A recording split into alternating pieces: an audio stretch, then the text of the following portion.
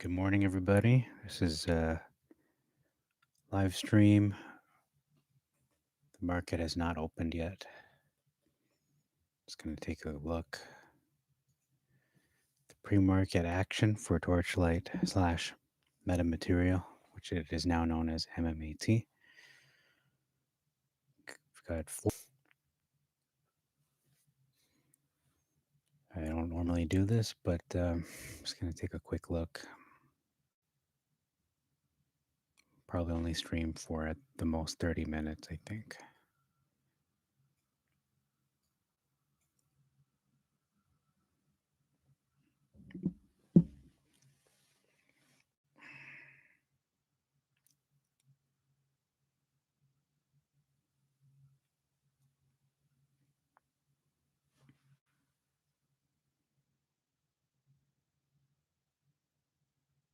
I'm going to try to open TRCH and see if it opens. If it doesn't, well,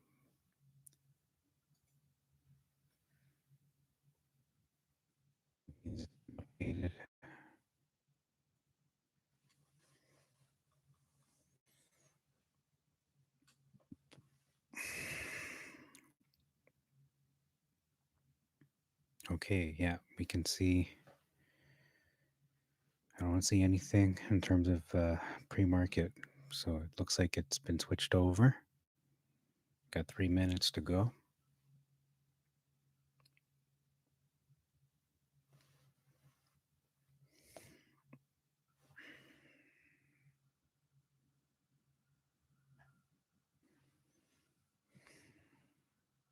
So right now, I have no idea what the pre-market price is. It doesn't say anything for TRCH. It's not showing up as anything. We have 2 minutes to go. So I will now look up MMAT. Metamaterial. Equity in the NASDAQ. So it has been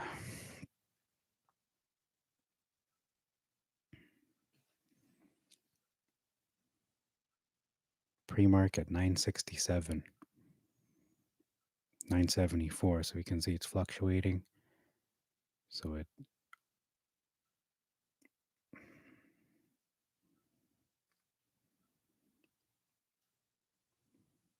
the problem with doing these live streams during market hours,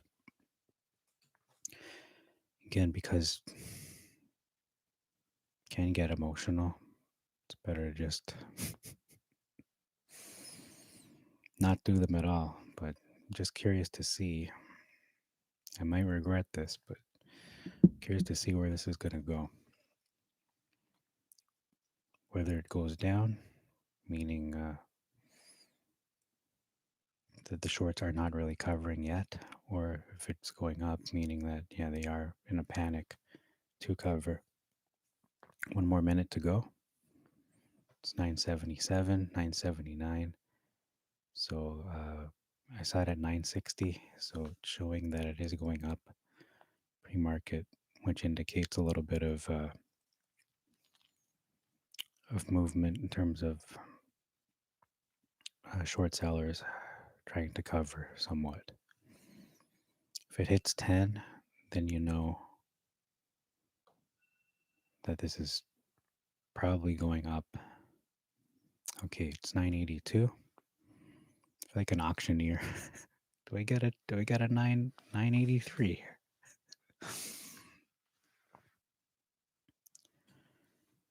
Okay, so it seems to be steadily rising. I'm going to look at other stocks in the meantime and see what else is going on.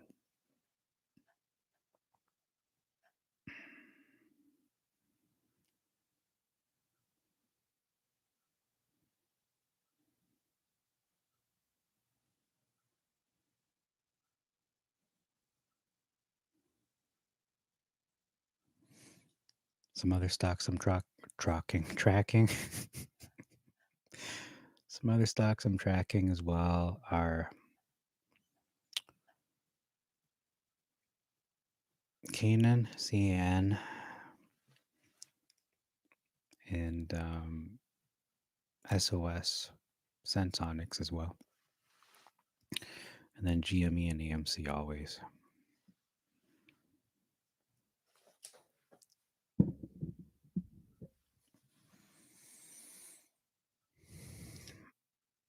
And Coinbase.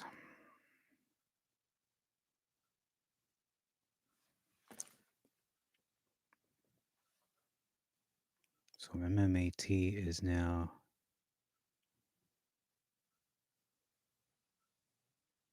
it is now officially MMAT.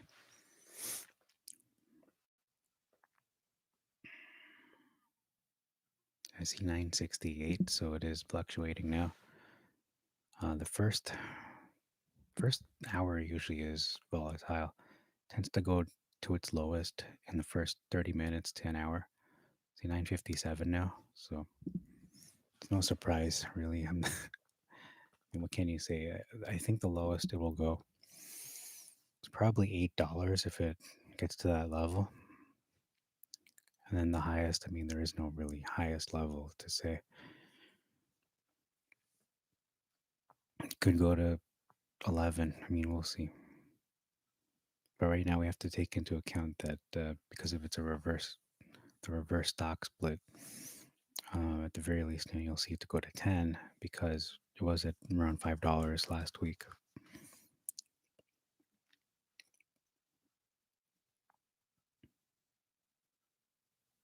Yeah, so it is being driven down, kind of indicating that the shorts are not having to cover at this moment. But if it's true they need to cover by the end of the day, then we could see a lot of panic after afternoon, after the 12 o'clock period. So, or even the last hour. Just gonna take a look at Canaan.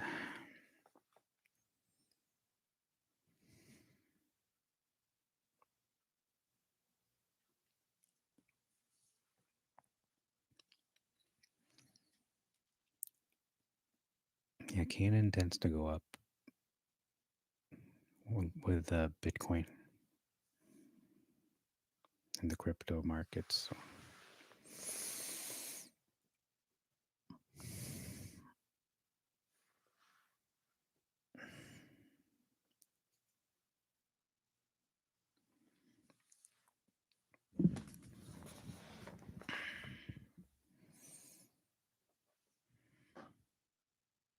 So I see MMAT's at 940 now, 944. If it goes below 9, then I mean it's to be expected. Like I was saying, it can go down to as low as 8. But I'm expecting a fluctuation of between $8 and probably $10 is a high, but we'll see.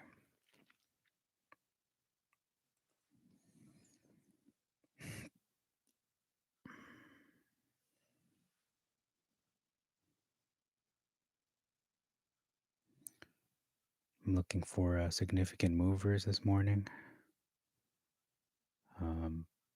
Right now, nothing out of the ordinary.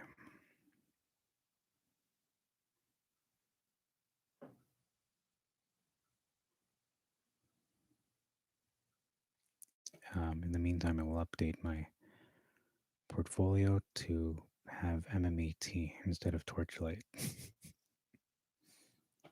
So let's add that officially.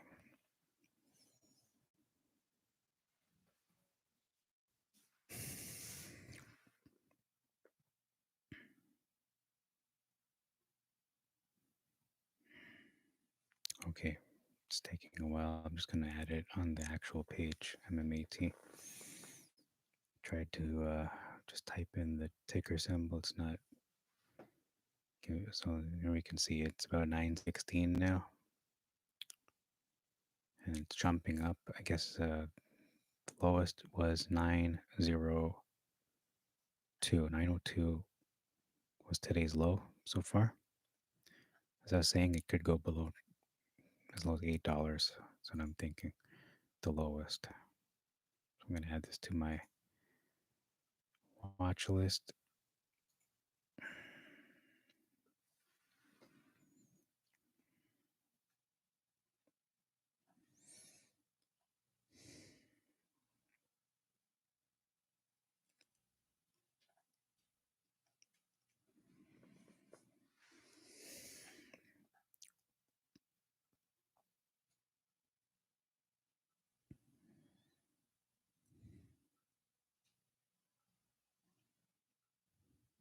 I'm looking for anything above 10%. UAMY or whammy, as Trey calls it. From Dre's trades, it's up 14%. So that one is probably the biggest mover in either direction. Atos is down about 18% this morning, down $1.50. So that one's a significant mover as well in the downward direction. That's actually a pretty good stock, Atos. I don't know what would be the entry point, but I'll take a look at that. And that's it. GME is up 4%, up $9 right now, 9 to 218. AMC is up 1% to about 58 cents to $54. So I'm just going to update my portfolio here and take a look at Kane.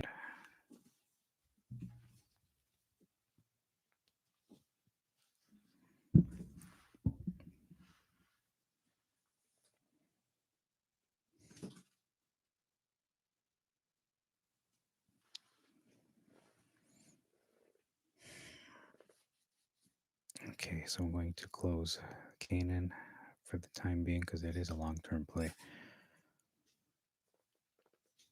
A lot of these are long-term plays. It's hard to just hope that it goes up to where you think it should go in one day or in a matter of 30 minutes. It's unrealistic. Atosa Therapeutics. Okay. Average volume 16 million. So far, 4.7 million. Days range 706 to 795. 52 week 81 cents to 980. So it's actually closer to its peak. This is a really good buy at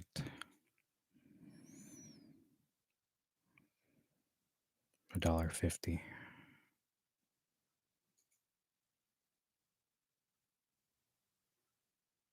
Actually, $1. If you can get this for $1 to $1 to $3 is a really good entry point for Atos. However, support for the last 6 months looks like 150 because of there's way more volume going into the stock now than usual since December. So realistically, I don't think you'll get it below $1. Although I would like to get in at that price. Realistically, you're looking at 167. That's when it started to spike. So 167, or sorry, I should say not 155 is kind of realistic. 155 to the highest $4 for this stock. So I'll just say two to four. It's a really good entry point for Atos, and it's a really good stock. It's been going up pretty steadily since December. So it's almost a guarantee, almost, that you can sell it at $6. I mean, it is at 741 right now. And the week, I should say 52 week was the 980. So buy this at 4, sell it at 10. That's more than double. But personally, I would wait for this below 4. Again, 150 to $3 is a good range. I wouldn't buy this below, or I should say above 4. I'd wait for it to go to 3 something. Maybe even 350 is a good ceiling or high point. If you're going to look at a good entry point, I wouldn't buy this above 350. But as of late in the last month, the lowest it's been is 407, or just below $4. But I don't think that's a reliable, um, not reliable. I don't think it's a good entry point. Just personally, I think $1.50 to 350 is a much better entry point for Atos.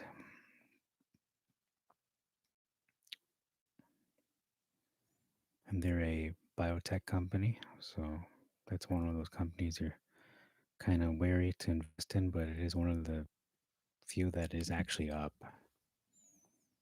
A lot of the biotech companies are down, and were very much they were very high last year, so it seems to be a fading trend, going in the other direction, not going, not trending upwards. That's why I'm more bearish on entry points. Atos announced an update regarding a nasal spray. Okay, I don't know. If they could announce, the 100% cure for whatever disease, I'm not really that excited, to be honest.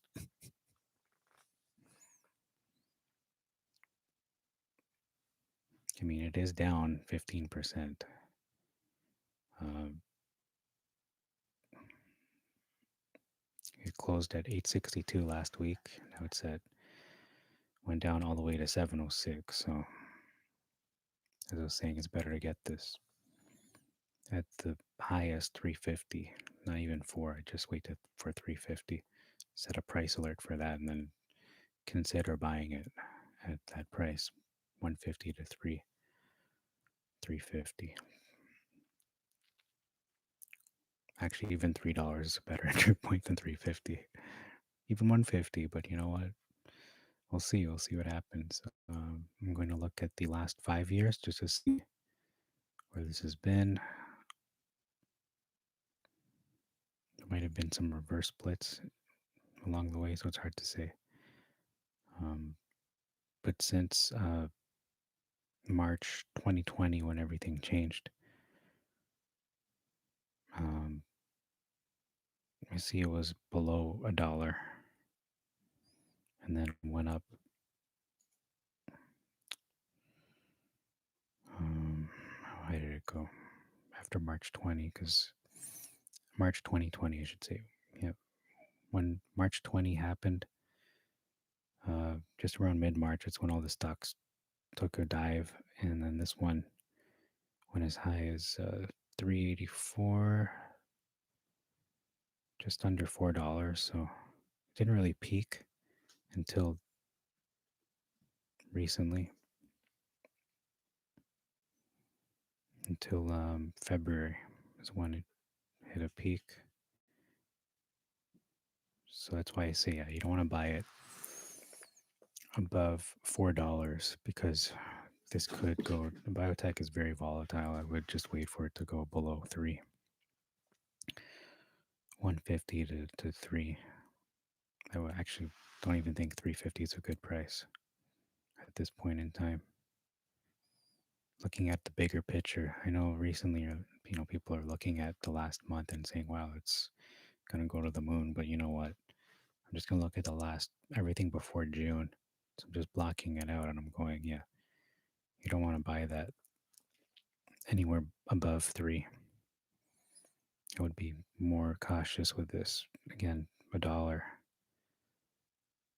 even 80, even 80 cents as the low. So let's just keep moving the goalposts. Okay, 80 cents at the low point is where you want to buy this, to at the most $3. So zero to 0 to 3.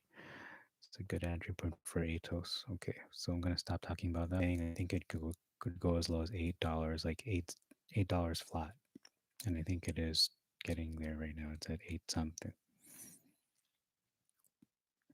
which again is really ridiculous considering that this dividend is being distributed, and that the shorts are trying uh, to inject here into people, thinking that there is no dividend while there is. They're just trying to swindle us, play with people's emotions. Obviously, it's still very early. At the lowest, it was 865 now. Or I should say 855 is the low for today. I'm expecting it to go as low as 8 again, just because they want to manipulate people than what it has been at 99 something. It opened at, what was this, 997 is worth in reality above 20. So at the very least.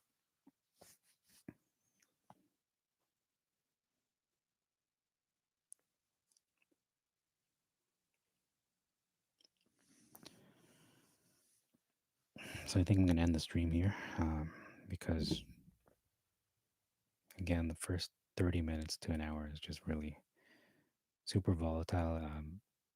That's when it drops. The first hour is usually where you see the biggest drop. So I think my forecast was pretty on the point there.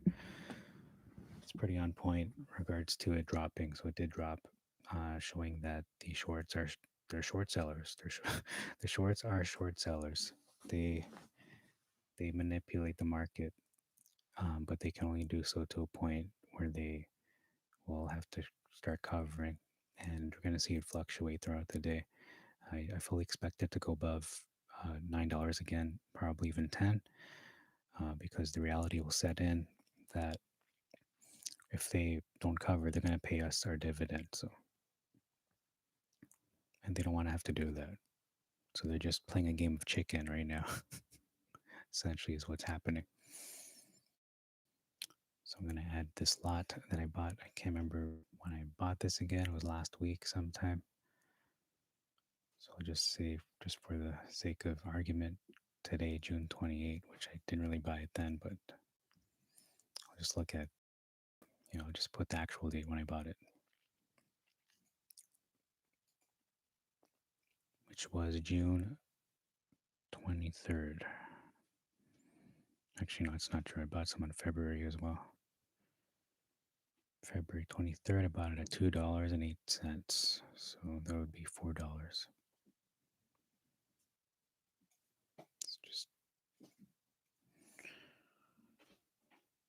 February 23rd.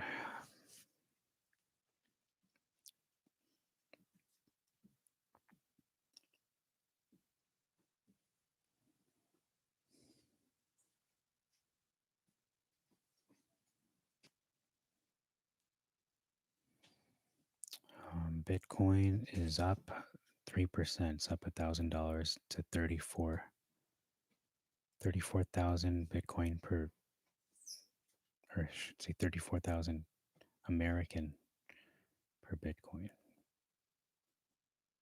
showing that it is indeed healthy.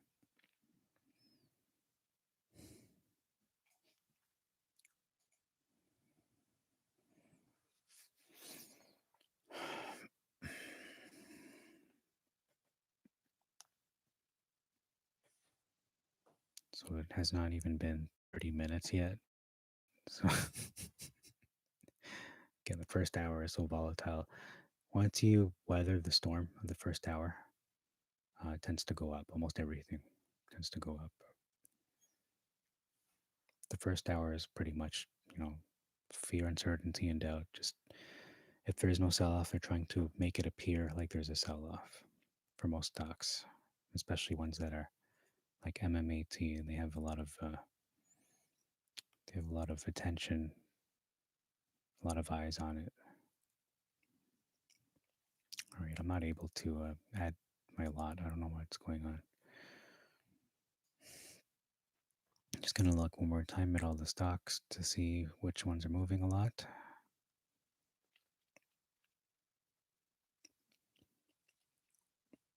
Whammy still is above 17%, 18%. So they drop below $7. Again, the entry point should be about 350 and under for that. I mean, I was saying $4, but I won't even enter that one at $4. I think it still has room to go down to even 150 again, and then sell it again at I don't know, $9. So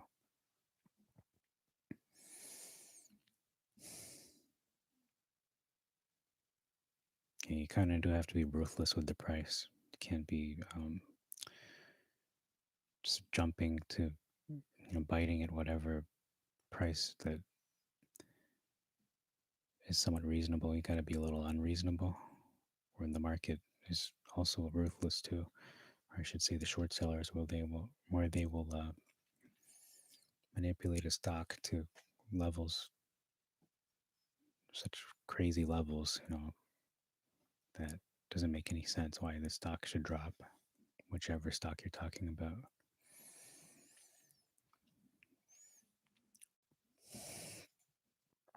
I mean, that's the problem when you do live streams during market hours. It's just you have zero control over the numbers. You just have to. The only thing that you can control is just your emotions. So that's really what you can do, is control your emotions and just really have the perspective to see that you're not looking at the you know the 8 hours from 9:30 to 4 o'clock, or I should say, is that it's not even 8 hours. It's only six and a half.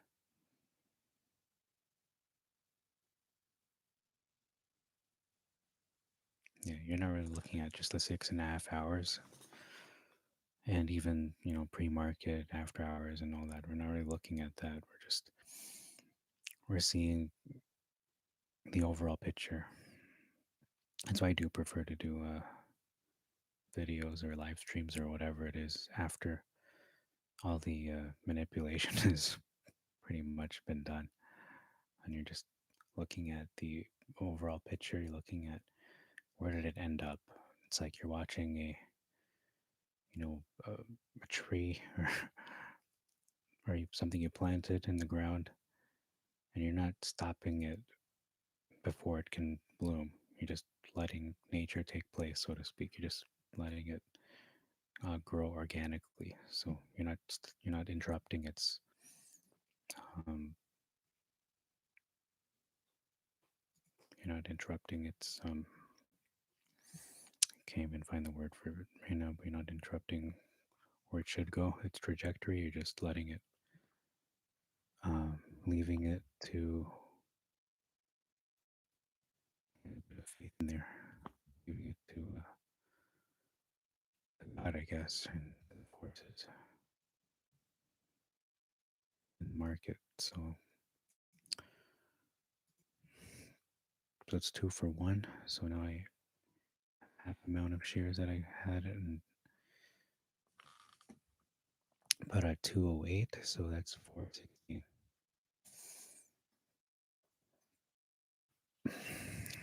Excuse me. Okay, let's see the other one. I think about that 6 months later.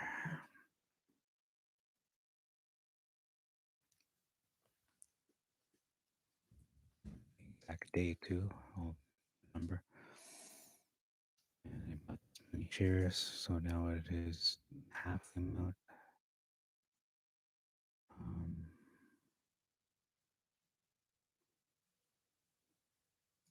oh, did I do that correctly? Yeah. And I should be double, so I did buy it at 5. So in reality, I bought it at 10.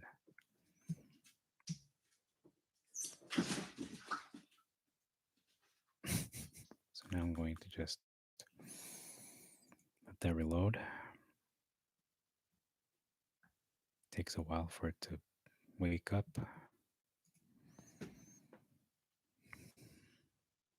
Get around and wait.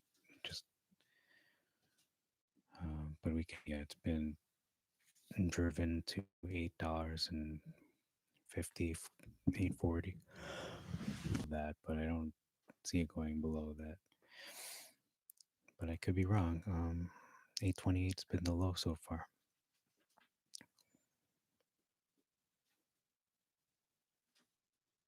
and the volume has been 8 million. which is pretty low. It means no one's really selling. It's just the short sellers selling between themselves, short laddering. Most likely is what they're doing, which we're not going to fall for.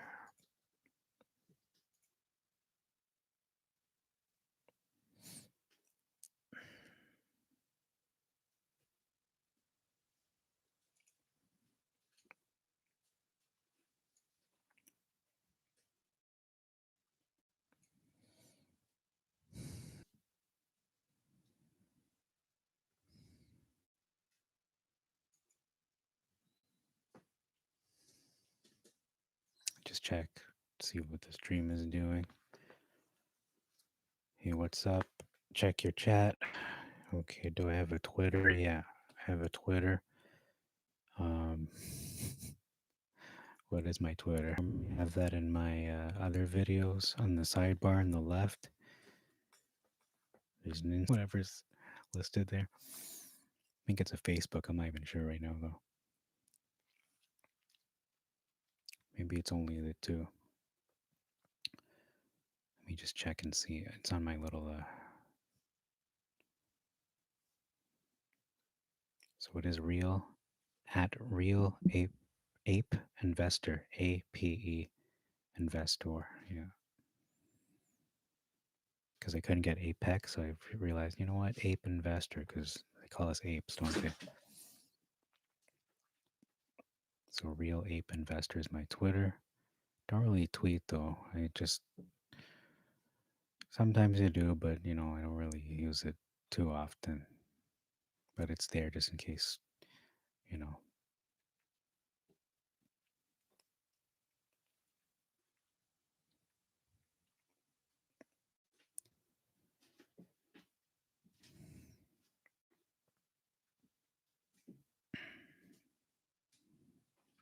Actually, Trey's been tweeting quite a bit. He's tweeted already a bunch of times in the last just today. Retail whale, you tweeted about AMC is up. Vortex, AMC is up 60%. He's talking about the short interest.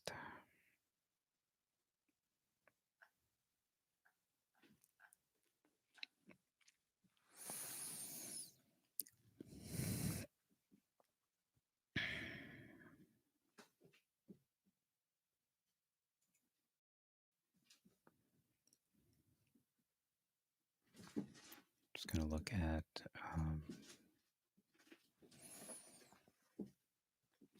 to look at my social media stuff here. Oh, sorry, nothing's really happening. I mean, the price is at $8.39. But as I was saying, the first hour is so volatile. Are selling between themselves. Like, for the most part, it's not. No one's really panic selling. I don't think, at least, nobody's doing that. Especially if you do your homework on this company, and you know that the dividend is a real thing. Okay, why am I on this? I'm not supposed to check that.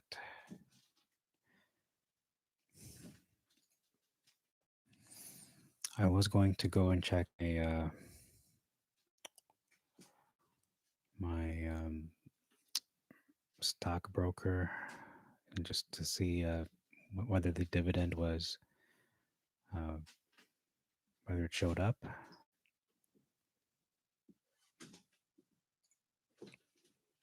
Because once that is more widespread, then that to cover. That's a really good sign that things are going to take off. So let me just open. What does this say here?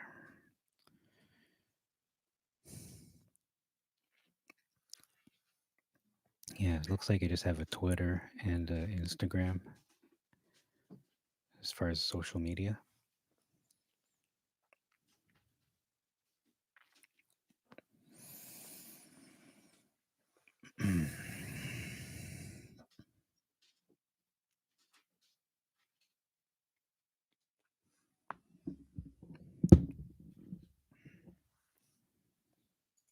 I think my Instagram is Real Apex Investor. I think that's what it is, but let me just double check. Not even sure. Yeah, Real Apex Investor on Instagram, and then on Twitter it's Real Ape Investor. So no X, no Ape X. It's just Ape. So that was kind of interesting there. Regards to that, I didn't want to put Real Apex Investor with a number or some kind of thing. Get cute with it. I'd rather just have something that is easy to remember. So I took the X out for the Twitter. Instagram, I was able to get the X, so Real Apex Investor for Instagram, and then I'm going to see if I can log into my brokerage and see. I mean, I could read the comments, but I don't want to be misled by misinformation. I'd rather just look and see for myself. As I said, it will go below. It will go to $8 at the lowest. I don't see it really going too far below $8. Like for it to go to $7 is really that's how things are pretty bad. Like it really shouldn't go that low. So technically, this is essentially at $4 because it was at 5 last week. So yeah, this is a really good entry point if you haven't bought the stock yet. $88 is a great entry point. So this is what this is essentially it's a sale at this price. You're getting this for a really good deal because this is really should go to $20. So you get this at 8, sell it at 20. Yeah, you're more than doubling your money. But then again, that's kind of short sighted because this can go way past 20 when all said and done in about a year's time. So I'm going to go to my brokerage. See, I might have to just do that after the stream because I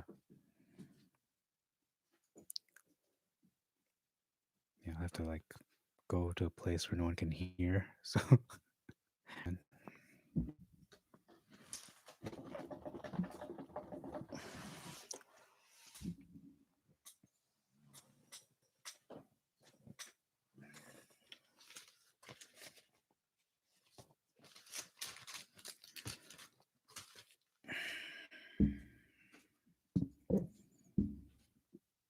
so I'm just gonna step away just so I can log in, and then log in. I will see what's going on with that dividend if it is being released today. Maybe it's even after today. I don't know, but we'll find out.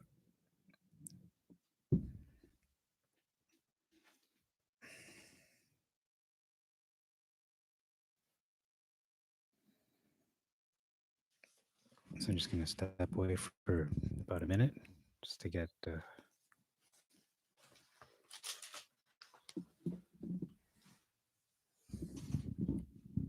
are security measures that I have to enforce.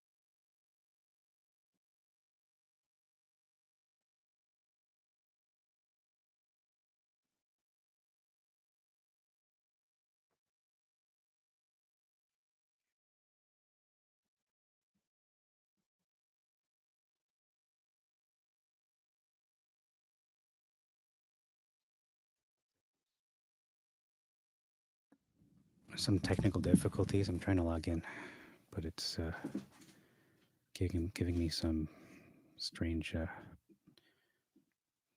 strange prompt. I'm not sure what's going on here.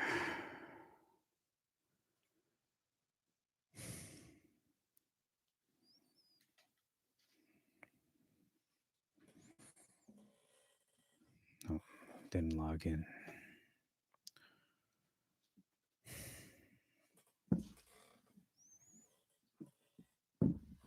So I'm just going to mute myself just so I can do this securely, and I'll log in. I'm just going to mute myself just for a moment.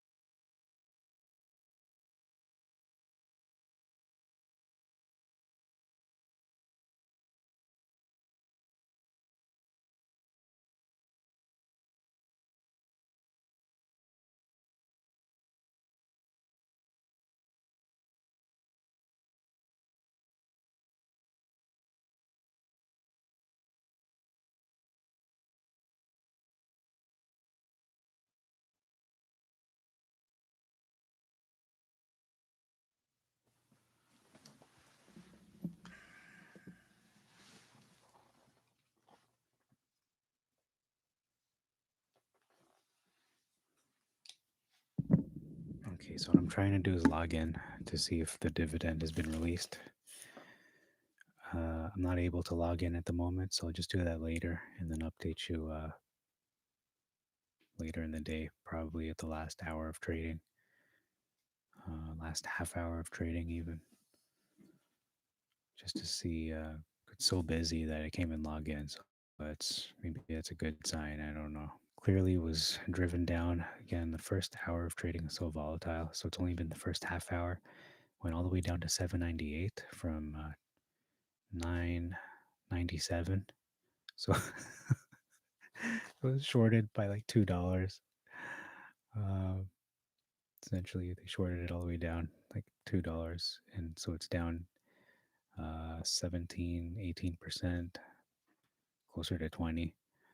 So I mean, if you don't buy at this point, I mean, you're just missing out. There's a big fire sale going on with this. Um, I should actually put in an order. If I could log in, I'd probably put on an order for $8 at this point because that's a really good price. Essentially, you're getting this for $4.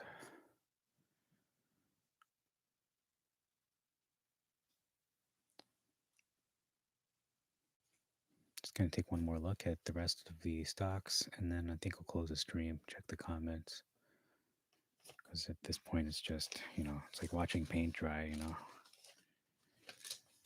Basically, ask myself, are the short sellers going to be short sellers? And the answer is yes, they're going to be short sellers.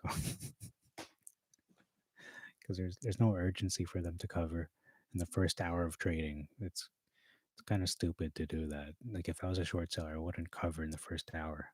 Probably cover in the last hour of trading. The truth comes out towards when they have no other choice. They have their backs against the wall. They have no choice but to cover. So they're not going to do that right away because otherwise it's a telltale sign that they are covering. So they're not going to do that. They're putting on their poker face, so to speak. Yeah, I'm just having a lot of technical difficulties at the moment, but I'm happy to see it above $8. Like I said, I think 8 is the lowest we'll see it go, and it went down to 790, so it's pretty much right on point. I don't see it going to 7. If it goes down to 7, that's not a good sign. It's showing that the short sellers are just having their way. I mean, they are doing what they do, but they're not having their way with it, so they can just bring it down to zero. If they really had their way, they'll bring it down to zero. They'll just bring it down to a penny or nothing. But it's showing support at 790. It's looking like the support moving forward with MMAT. Um, but if I'm going to be very, very bearish, regarding this price, um, it was down as low as $2. So, I mean, worst case scenario, I think the lowest this goes is $4 MMAT. But just how realistic is that? I don't think that's very realistic. It's probably $7 is the lowest we'll see it go in the next month, especially with the dividend and starting to see MMAT's business strategy. They're going to start to mobilize their actual business. They're going to start executing what they've been talking about. They're going to start doing more press releases. Or maybe they'll keep it quiet and just release it kind of like what they did last Friday. Kind of took everyone by surprise and just say, we have a deal to do this, a contract with whoever, fill in the blank, whether it's the US military or if it's with DARPA or Tesla, doesn't matter. Like any kind of news catalyst will move this like crazy. And the shorts can try to short it, but that would be stupid for them to do that. They would just, you're going to see the volume really come in. And right now it's only 12 million.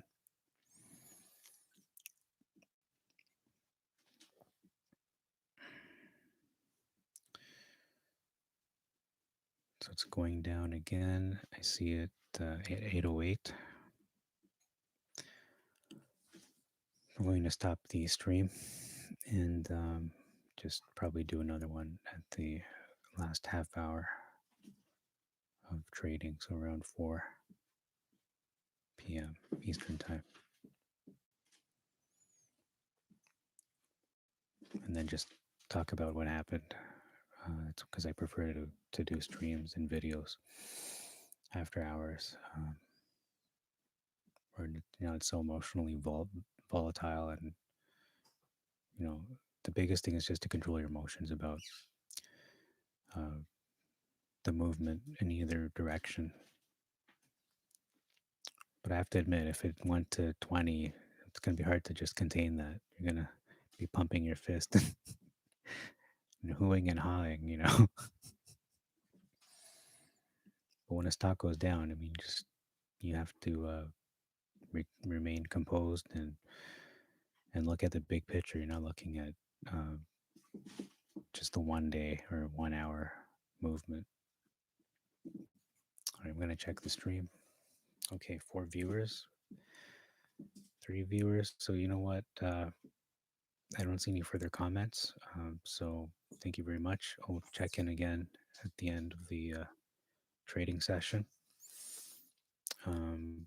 Again, there's a really good price entry point at $8. Anything below 8, you can see it's a very good price. You have some strong support at this price point at $8 and below. So I just set a buy order for $8. That's a really, really good price. You're getting this for a very good deal. It's not going to stay at this level for too long.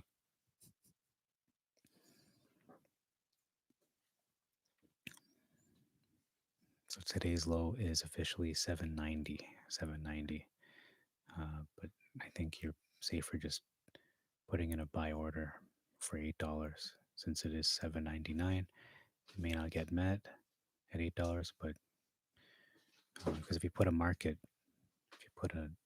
buy at market price, you might not get it at 8. You might get it at 8, just above 8. So I just set it at 8 just to be safe. And you can see it is down 19% at 801, just about 19%. So that's very good. I mean, if you've been tracking the stock and you haven't bought into it yet, or you're looking to average down, very good entry point at $8. Considering, again, this merger, it has merged. There isn't any negative news here. There's no there's no news catalyst to say this thing's going down. It's just being manipulated. That's exactly what's happening here. And there isn't even any conversations going on because this is just such a new. Uh, it's only been changed the ticker symbol, so there's not even a tab for conversations. It's just says here summary chart statistics. That's it. There's no. This doesn't seem to be a conversation here, but I'm going to reload it and see if they started a conversations tab. Otherwise, I'll just go to TRCH and just see all the all the fear mongering going on there. Where is it? Discussion, yeah, forum and discussion. Yeah, there's no conversations here, so it's probably better that way, maybe.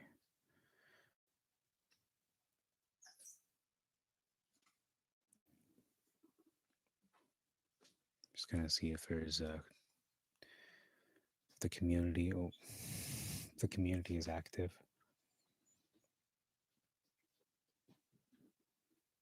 on the TRCH front.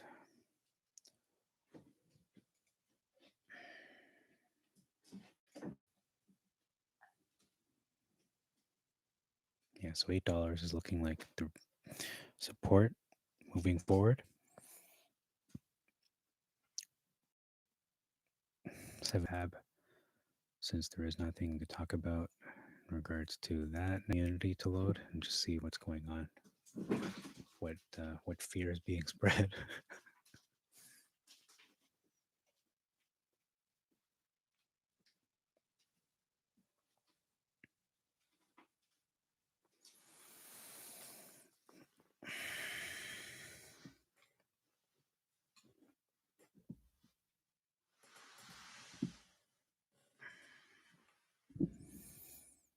Yeah, it's very busy. I don't know. It's not even loading. It's just Yahoo Finance is taking like ages to load.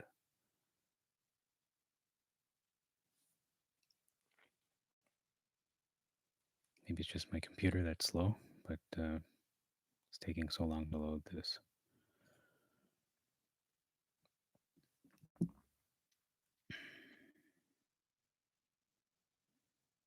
I don't know if they disabled the community that so nobody can post on it.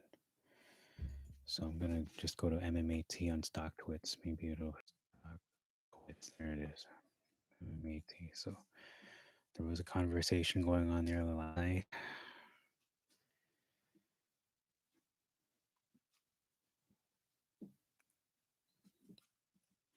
So all of our domains from Wall Street Bets to StockTwits to Yahoo Finance are everywhere, just trying to spread fear and doom and gloom, and get everyone to sell your precious stocks at fire sale prices when the real plus 141%. So let's just look at the posts here. All right, someone posted a tweet saying update, torchlight update or metamaterial. Good morning, do not celebrate just yet. I mean, do not, why would you celebrate? Listen carefully. There's a very high possibility you will see a dip when the market opens. It's what I've been saying, due to a form of merger arbitrage. What that is, it says risk arbitrage is a subset of event driven investing or trading, which involves exploiting market inefficiencies before or after a merger acquisition. In other words, shorts were buying MMAT shares before the merger. Yeah, obviously they were doing that, which is why the price was going higher, so that after the merger they can dump and sell their MMAT shares, driving the price down further before covering, in hopes that retail investors see the opposite of a squeeze and or price jump and sell their shares out of fear. So this is what they're trying to do. Obviously, this is when shorts planned on covering at the last minute before being liquidated via margin call due to the merger. However, this is extremely risky on their end. So yeah, that's a good point. That's exactly what they're doing. They bought a lot well, maybe not a lot of shares, but they probably bought last week, not when it was 10, $11. They probably bought at 5 and below, and then they would uh, sell it essentially. Or what would they sell it now? They'd just be breaking even. But anyway, the point is they're selling off. The short sellers are in order to get the actual retail investors to sell as well. Um,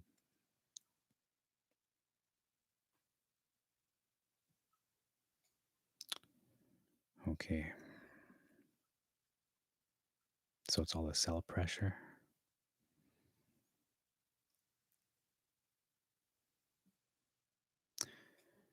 This is the best effery I've seen. I've seen worse. I've seen GME go from 480 that bad. This is I've seen Robinhood disable trading, so you can't buy any of AMC, GME. Like that's really bad. This is just normal. It's just par for the course.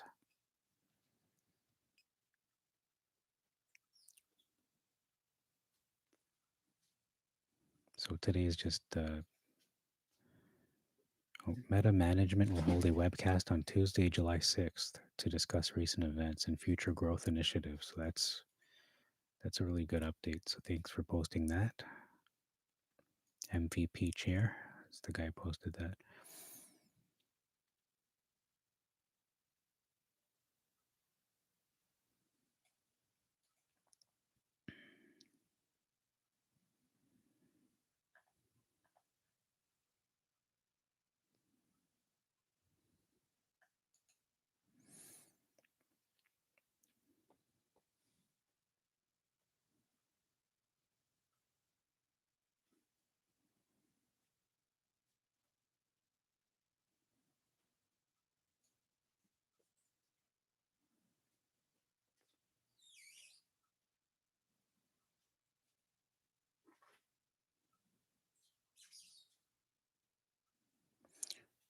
So a lot of people are saying, "Oh, I expected the short squeeze today, and it should be going to the moon." No, it doesn't work that way.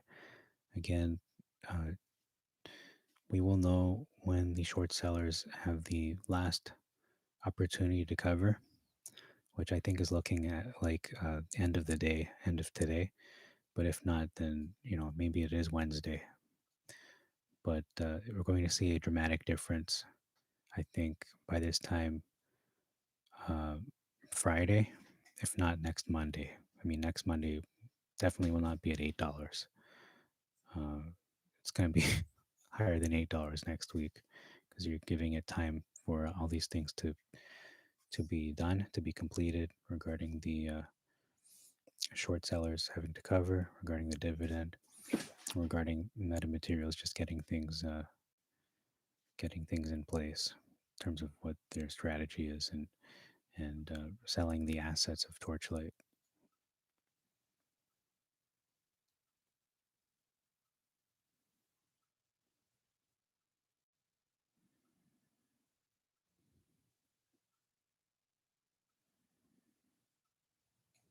Okay, here's a post here from George Palikaras, CEO and founder of Metamaterial. So this is the guy. He's, I believe, he graduated from Harvard and other big institutions like that, maybe MIT as well, if I'm not mistaken. He's very qualified, and he's the CEO and founder, and he's still with Metamaterial. Um, they started being publicly listed in Canada March 2020. So he's saying this is a new beginning. Um, Dreams do come true. So this was just, I think, posted today. Meta is about to start trading on the NASDAQ, the world's premier exchange for technology companies, under the symbol MMAT. So this is a huge day. Um, over $2 billion valuation becomes the world's first metamaterials tech company to do so.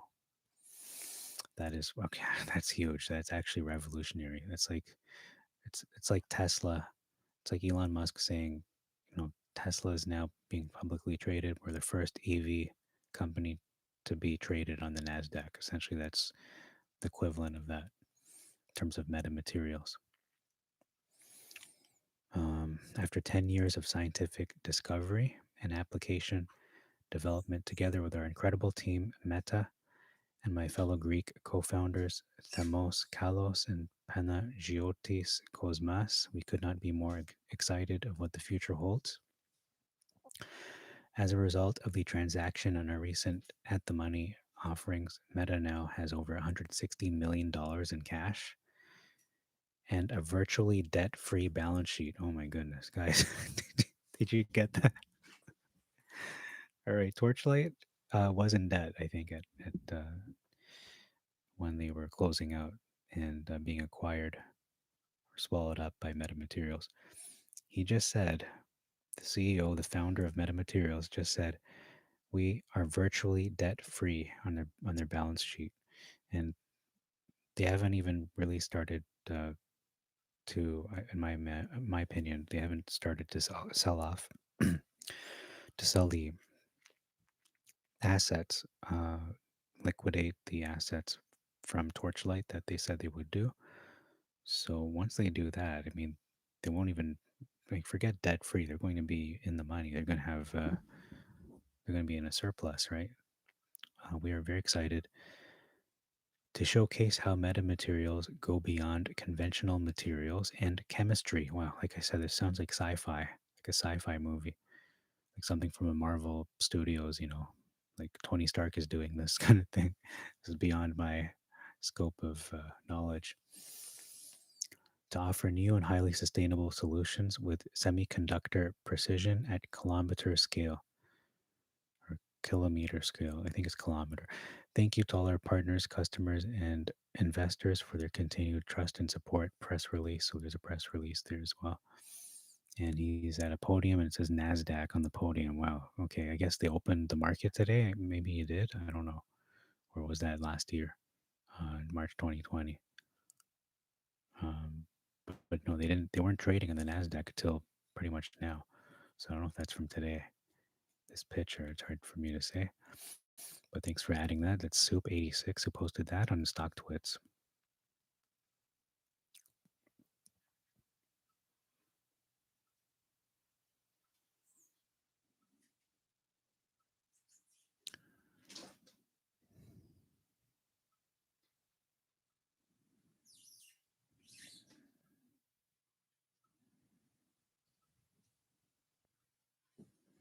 So actually, a lot of people on StockTwits are retail investors, and they're just holding the fort. They're saying, everyone be calm. Like, it's not going to happen in the first hour of trading. It's at $8. Why isn't it like 50? Like, I don't think you live in reality if you think it's going to go to 20 in the first hour of trading, or even the first day of trading. Uh, it's going to take some time. Give it a week, give it a month. But this is a fire sale, so again, if you haven't bought into this stock or you want to average down, $8 is can't go wrong with that price. It's a very good price. Compare the volume of MMAT to MMATF. So MMATF was 150,000 volume. This is now 12 million or more than that now. So he's saying, yeah, we're good. And to be honest, yeah, he's got a point. That is good. Everyone's moved over from Torchlight to this. But I think Torchlight was averaging maybe even 50 million, 100 million, I think, especially with all the news going on.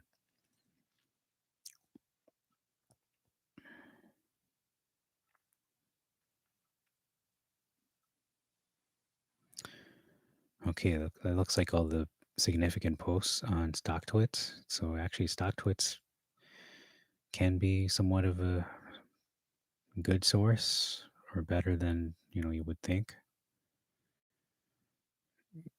considering or if you validate or not validate, if you verify what is being posted, don't just believe everything being posted here. That could be doctored as well. I'm just reading a post from Northrop Grumman. I believe this is they make fighter jets and military Stuff for the US military. It says here the most common materials in the world, including plastic, steel, glass, or wood, have distinct molecular and chemical properties that give them intrinsic qualities such as strength, flexibility, or transparency, but an entirely different class of materials called metamaterials are coming onto the scene. Here we go. Buckle up. Artificially engineered. These materials have unique geometries and physical structures that can manipulate any mechanical or electromagnetic wave that passes through them. Did you get that? This could be EMP proof. EMP shockwave, where there's a threat of, war, basically. Could be EMP proof. I don't know. Possibly. I'm not sure. If they can manipulate that wave of an EMP shockwave, then it could be a way to counteract that kind of potential attack. Metamaterials can perform a host of futuristic tricks. Again, this is a sci-fi. This sounds really wild. They can absorb sound waves to produce silence, bend light to create. Oh my goodness, is this true? This better be. Bend light to create invisibility cloak technology. Like we're basically in Star Trek territory right now. I don't think people understand what they're doing with metamaterials. This isn't just making glass and putting up a HUD on your car. This is like we're getting into like Jetsons territory or the Star Trek, Star Wars, like being real. It's not just sci-fi now. This is becoming real. If what they're saying is true. And dampen seismic waves to safeguard a building against an earthquake. Oh my goodness. Get out of here. If that's true, this is revolutionary without a doubt. Like there's no other word to use except for revolutionary and futuristic and just world altering. It's going to impact the whole planet in almost every aspect of life. Metamaterial applications are numerous, but here are five of the coolest. Okay, so I'm going to look up this article. I really have to read this. Thank you for posting this. I'm going to look at now.northrop Grumman and look that up. So it's from Follow the Catalysts. Thank you for posting that. I'm going to look that up. So Northrop Grumman, and I'll put the five materials article from now. I think it's from now.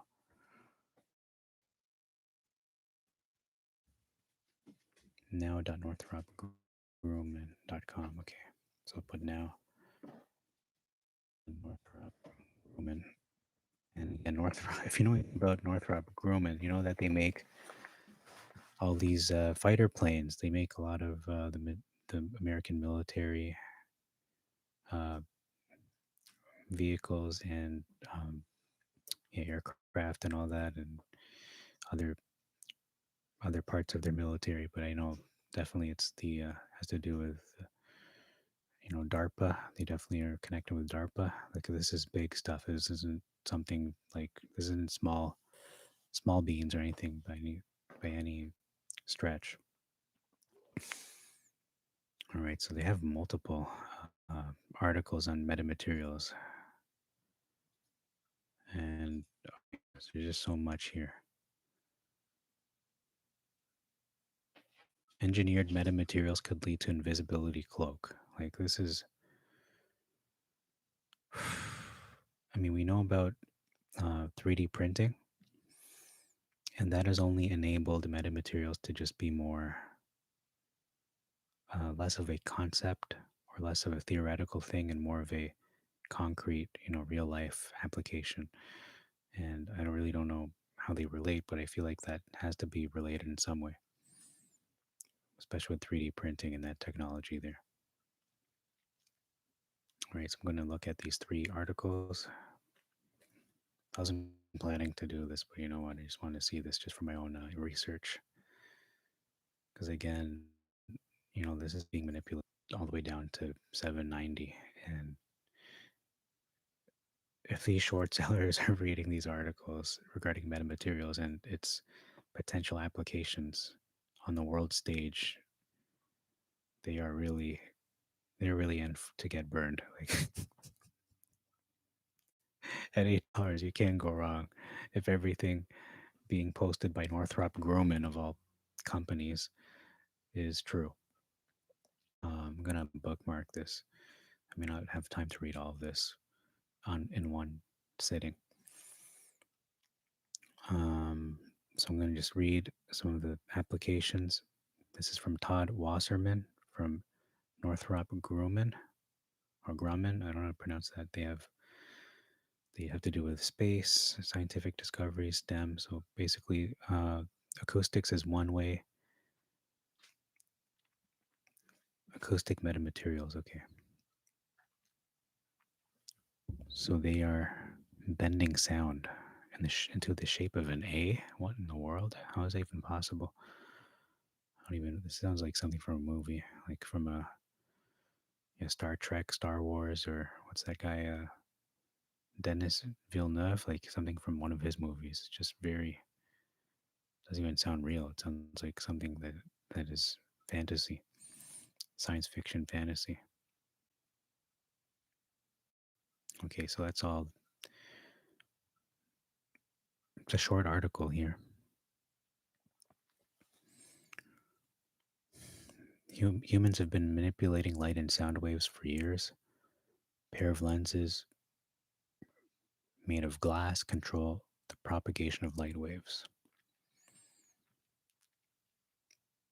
So these metamaterials are inventing new materials not found in nature to further manipulate light and sound.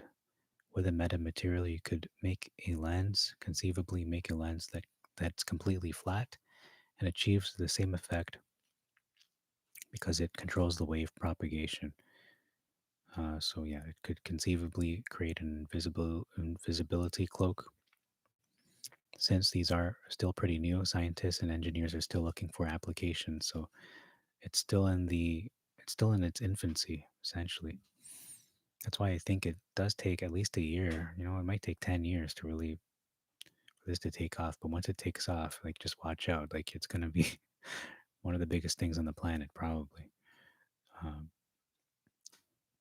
it's been around for some time. Russian physicist Victor Veselago first advanced the concept in 1967. 1999, physicist David R. Smith and a group of researchers realized the idea. Now, 18 years later, we're seeing an explosion of use cases around the concept. So, this article takes a look at acoustic metamaterials. So, why is that important? I don't even know. I'm looking at why it's important for soundproofing.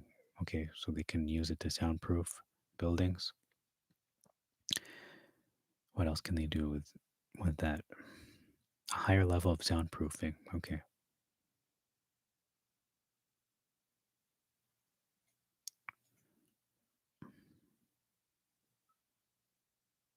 Soundproofing at a lighter weight. A car could weigh up to 40% lighter with such materials, provide the same quiet ride as a heavier car. How are they made?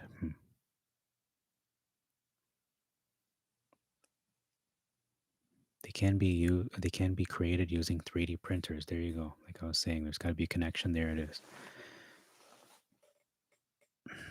Acoustic materials can be created using 3D printers. He said plastic is great for prototyping, but often in applications like nautical engineering, metals are required, and industrial use for such materials is still a few years out. So these are intriguing possibilities. So that's the first article called "The Light and Sound of Metamaterials." The next one I'm going to look at is engineered metamaterials could lead to invisibility cloak technology. So here are 5 of the coolest metamaterial applications: sound silencers, which we just looked at; sonar deflectors, so they can deflect a sonar to detect other seafaring vessels. That's sonar. What if you have a stealth mission ahead of you? You don't want to be detected, so it'll deflect sonar, essentially making your submarine stealth and invisible to other submarines, potentially. Earthquake dampeners, they can soften the blow of these violently shaking natural disasters. Robotic meta atoms. Okay, this sounds like science fiction again. It sounds so wild. If they can actually do this, it's going to change the world, won't it? Especially earthquake prone areas.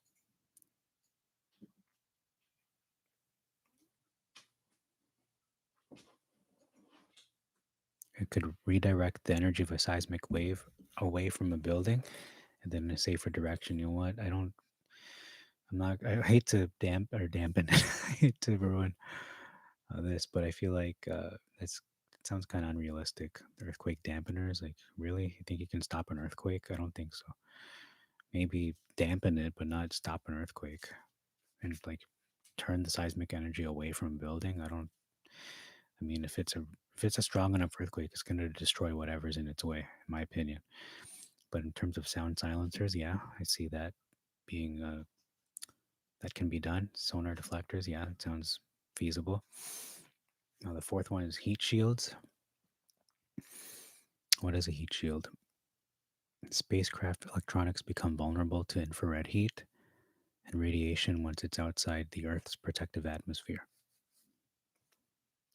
Current methods use radiator panels made from quartz tiles, but these tiles are heavy, adding to the cost of launches. So they already did develop a thin, lightweight coating for metamaterials. Wow. So it's already been done. It's not even theoretical at this point. They're designed to radiate infrared heat away from spacecraft.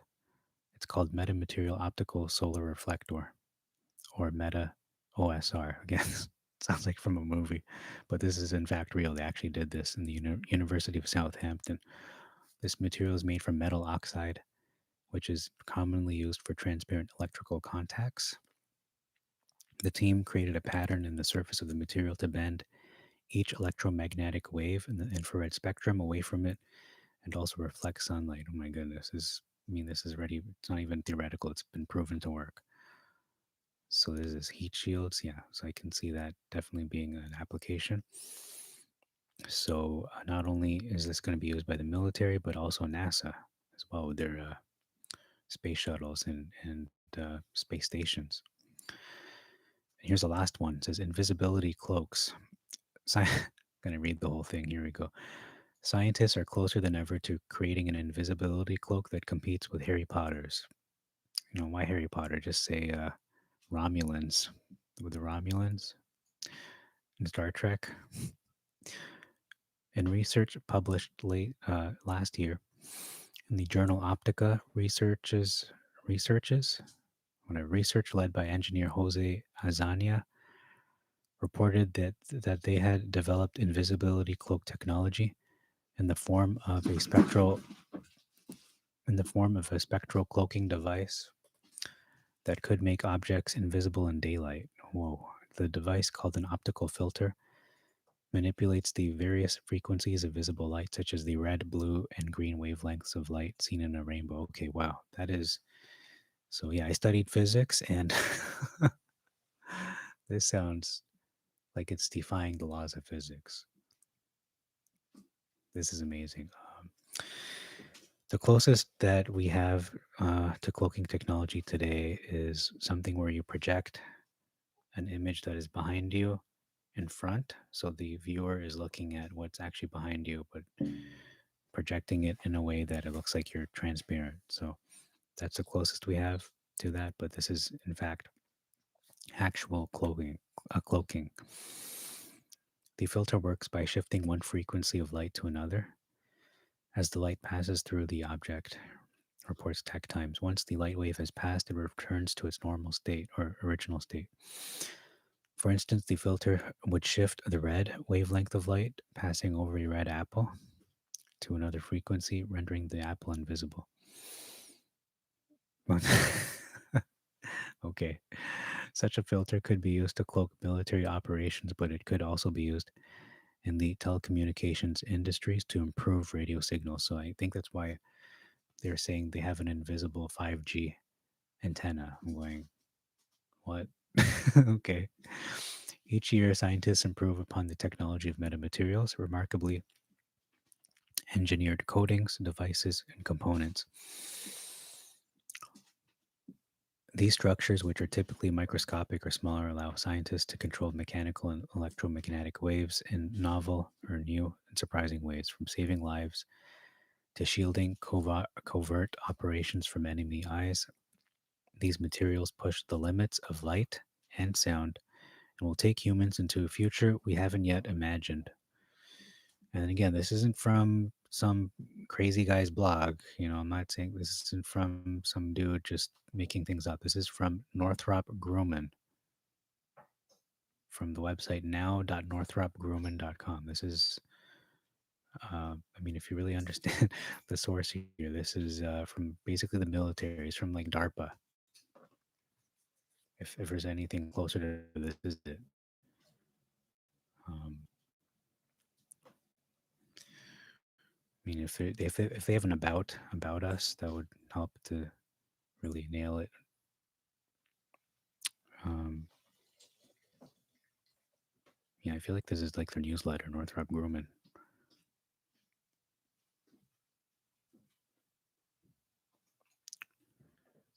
Black holes, engineering, environmental tech, future technology. Like they're all about the future here. Um, I'm gonna just search Northrop Grumman, so I'm not making this up. I think almost everyone knows who they are. If you're American, you know what Northrop Grumman are. If you have some vague knowledge about military and aircraft and DARPA, you will know Northrop Grumman is really a big player um, in that sector.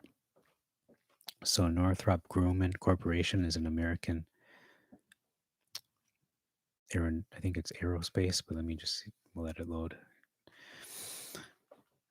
Multinational aerospace and defense technology company with 90,000 employees, annual revenue excess of 30 billion. It's one of the world's largest weapons manufacturers and military technology providers.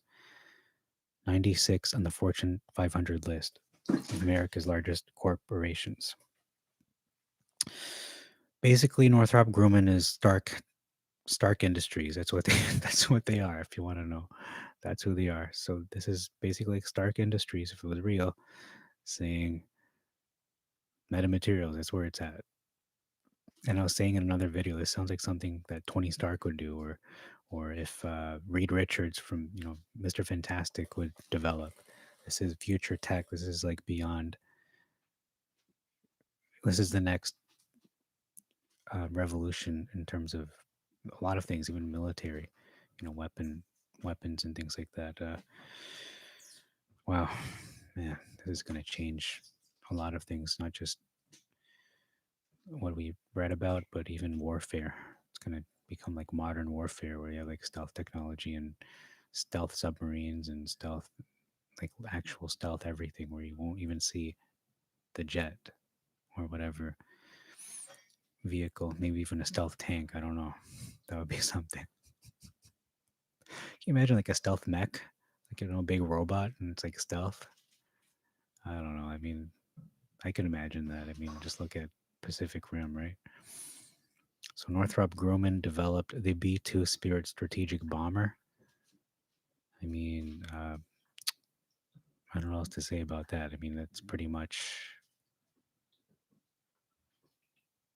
I'm gonna just search Control F DARPA pretty much because that's what they do. Yeah, there it is. 2013, Northrop Grumman participates in the DARPA Tactically Exploited Reconnaissance Node Program (TERN) or TERN.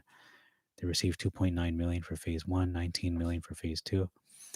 The program attempts to launch and recover a UAV on, I think it's unmanned area vehicle from mid-sized ships to provide long-distance intelligence gathering.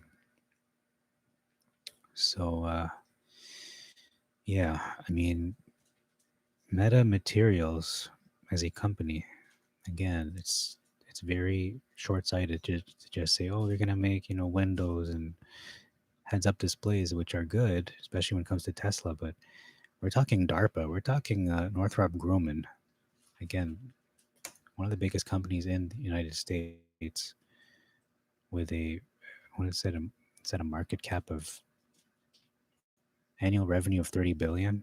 It doesn't say the market cap here. Operating income 3.78 billion, net income 3.2, total assets 34.9 billion, equity 7 point something billion.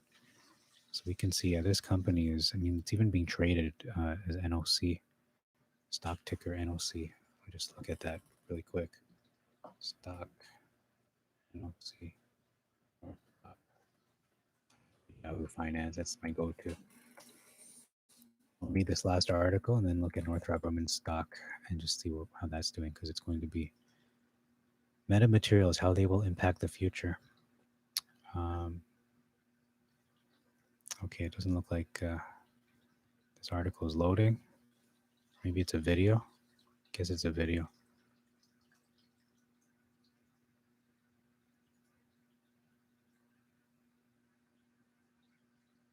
Oh, it's just a bunch of, it's like a gallery showing different ways. So acoustic metamaterials. Okay, so it's not really an article, it's just a slideshow.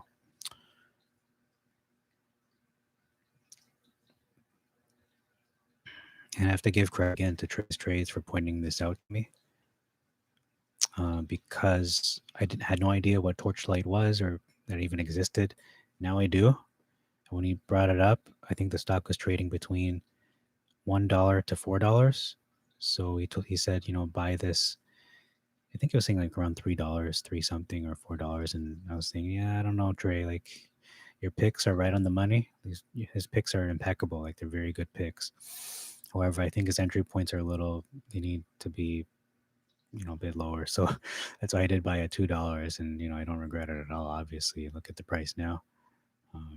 It's going at the lowest $8, which when you take into account the split, it's actually $4. So I'm still double what I bought. Although I did buy in at $5 as well. So let's look at Northrop Grumman stock. And then look at one more time MMAT. See where that is, because it's been over an hour now. I didn't think I'd do an hour stream. I didn't want to do an hour long stream. I just want to do a 30-minute or less update. But you know what? Did some did some due diligence here, did some research. Northrop Grumman Corporation, their market cap is $59 billion. So they got some money to invest out of materials for sure. I can see them having a potential collaboration / contract, whatever, a deal. They're going to make a deal with metamaterials. I see that happening. That's the chance of that happening is at least 50% or more. 52-week range, 282 to 379. So this is a steady stock, and it's quite expensive too. And it's only been going up. It was at 286 just back in January. Now it's all the way up to 377 as of late in the last month. Really good buy at 244.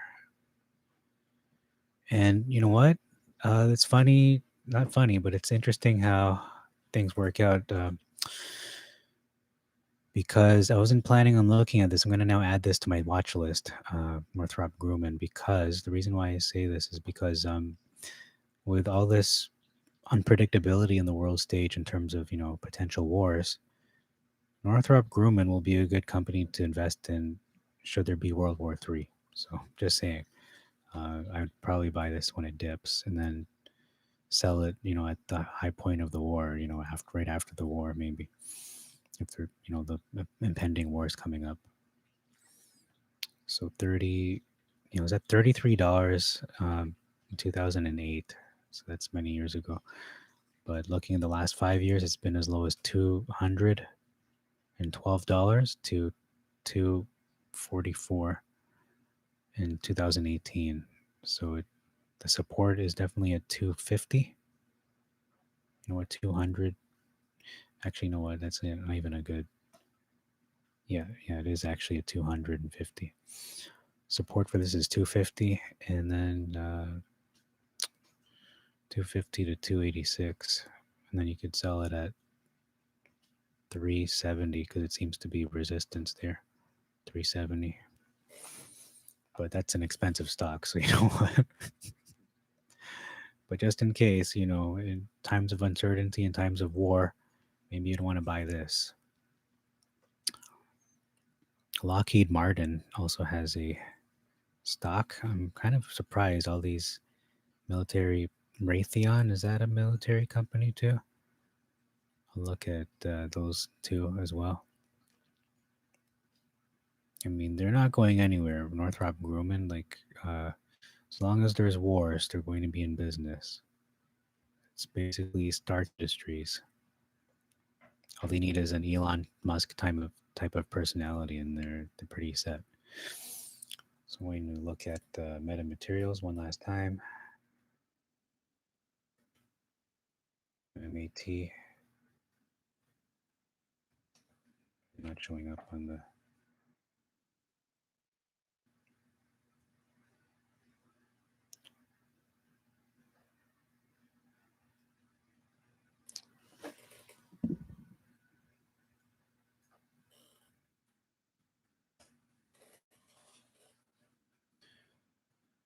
Gonna add that to the list as well. In case of a war, you know where to put your money, and the people making the missiles.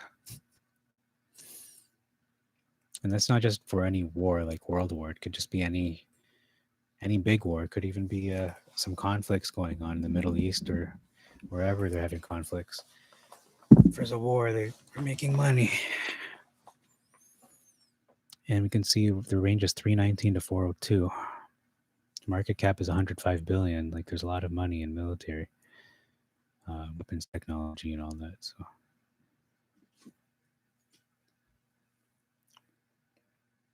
Lockheed Martin. Wow, I'm going to add that to my list as well.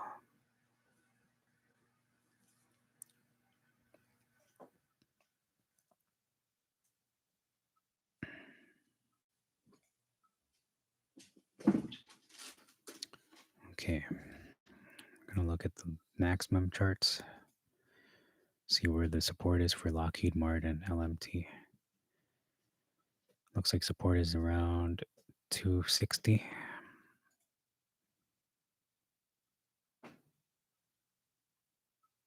It's really exploded since, really went up since 2012. I think that's, didn't they go to war? When did they go to war? That was just in 2003. Yeah. So the Iraq war was around 2003, and this went up. It was going up. It's going up with war. 261 to 321. So I would say even 320. But 260 just to be safe in case of a market crash. And then Raytheon, I have no idea what Raytheon does. It sounds like Rayon. Raytheon Technologies, what do they do? Oh, they make weapons too, aerospace.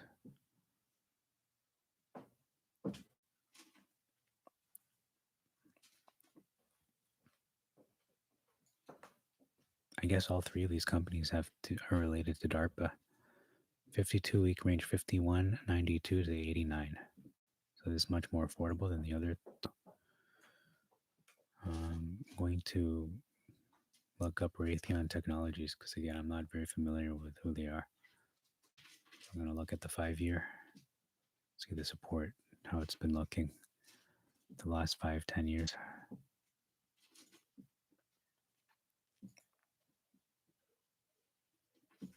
So you can see how you just go to a deep dive, like you look up metamaterials, and then turns out Northrop Grumman is going to be using this.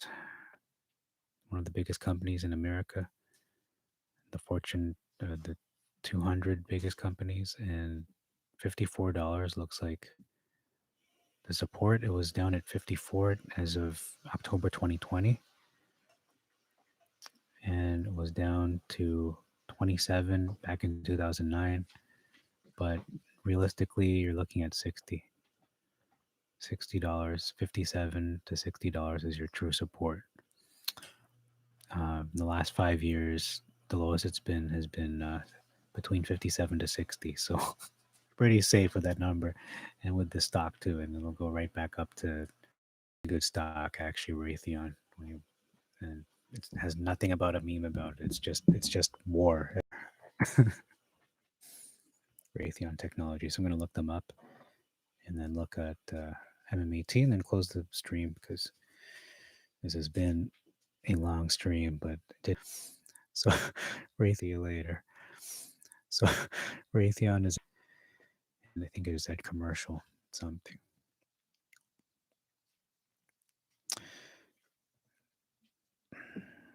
It's one of the largest aerospace intelligence service providers. Aerospace, defense, aircraft engines, avionics, aerostructures, cybersecurity, guided missiles, air defense systems, satellites, and drones. Whew. The company is also a large military contractor, getting a significant portion of its revenue from the U.S. government. They are not going out of business uh, anytime soon. There won't be war anymore, so that's when they're going to go out of business. So it sells stock right, when you see the second coming. Yeah, sell your stocks for all these war companies. Um, wow, I'm gonna look up DARPA again. I'm very wow. I'm gonna look up DARPA again. I'm very DARPA really make me ooh DARPA. I don't see anything about DARPA here, but basically, yeah, they're not gonna advertise that they're working with DARPA, but most likely they are working with DARPA. What are they known for?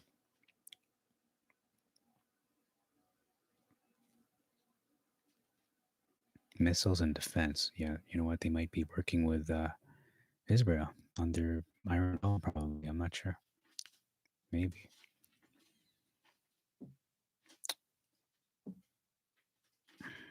Or is that just an Israeli thing? I'm not sure. Look up Lockheed Martin.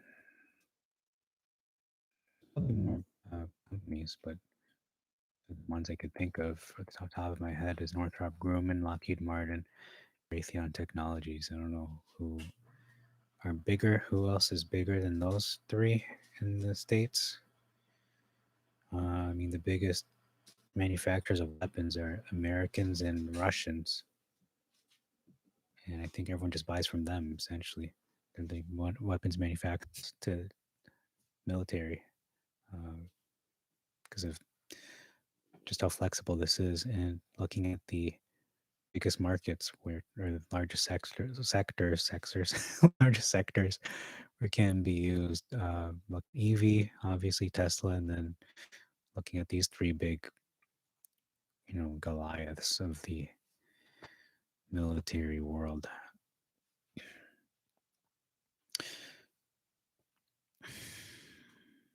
It's one of the largest companies in the markets where it operates. It is the world's largest defense contractor for fiscal year 2014. Oh, okay, well, not overall, just for 2014. Revenues came from military sales. 70% of it came from military sales. It topped the list of U.S. federal government contractors and received, that's in 2013. I think it's the Iraq War too. They received nearly 10% of the funds paid out by the, get this, the Pentagon. Okay. Half of the company's annual sales are to the U.S. Department of Defense, DoD. It is also a contractor for the Department of Energy, U.S. Department of Energy, and NASA. So three companies, these three corporations, Lockheed Martin, essentially that's all hammer, but Lockheed Martin was the first one, Northrop Grumman, and Raytheon. So you got those three big players. I mean, aerospace and defense is really where it's at. I mean, you look at tanks, you look at those things like that, but I really think it's aerospace where most of the wars are being fought. They don't want to engage, boots on the ground, tanks, and having people get killed, sacrificing soldiers. They'd rather use aerospace, satellites, drones, stealth craft, aircraft, Submarines, yeah, and um, yeah, a lot of aircraft drones, things like that, and missiles, yeah. Instead of bringing people on the ground there, soldiers, bringing the Marines or the yeah, the Marines, the yeah, the Marines. Although they do, there's a time to bring in Marines. I don't know. I'll just look up. I'm gonna see who are the biggest. Lockheed Martin and Raytheon. Just type and see whether there's a list. Biggest American or how do I say this? Military defense. I know there were other ones. It said Honeywell and all this stuff. I'm going Honeywell. That sounds like something that makes like rice cookers or something. So I'm gonna look and see if there's a list. Top seven aerospace and defense companies. The three largest defense companies in the world. Okay, I'll open this. Top seven aerospace and defense companies. Analysis from Yahoo Finance. Okay, top five U.S. aerospace. Let's open that too.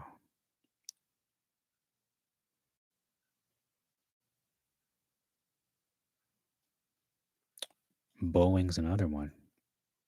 I usually think of, airplanes. So the four biggest is Lockheed Martin, Boeing, Northrop Grumman, and Raytheon. So they are the four biggest ones according to a lot of sources here.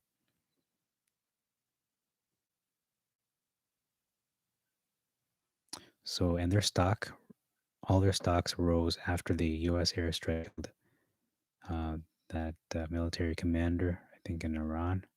I won't name him. I don't want to name that guy, but basically, yeah, their stock goes up after those kinds of things. And actually, you know what? In regards to the previous president of the United States, they put a lot of money into the military. So there's no wonder why all their stocks went up because they essentially strengthened the military. Um, so that's interesting too when you really consider that. All right, I have five tabs opening up here. Just want to see what they say in terms of these companies. Northrop Grumman, Northrop Grumman, and Boeing. The combined revenues are $10 trillion. So 1% of the U.S. Oh, sorry, no, that's false. Their combined revenues account for 1% of the United States 10 trillion GDP. So percent of that, that's what is that? 1 trillion is 1,000 billion. So that would be 100 billion. So their combined revenues are $100 billion um, for these three companies. 100 billion.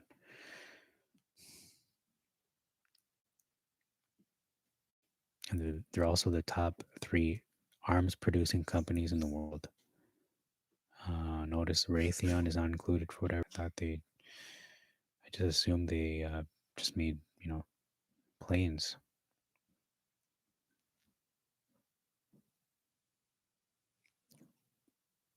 So I'll add Boeing to the list on the watch list there.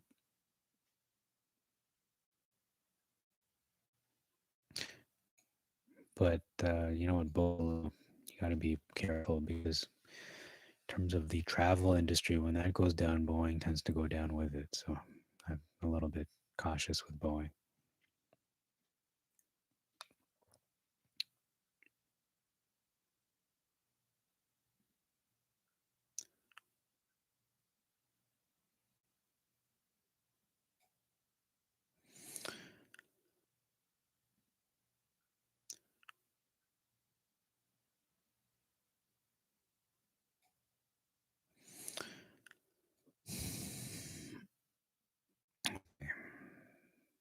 Yeah, so Boeing is only a big player. I have three tabs left. Top seven aerospace defense for the year 2021.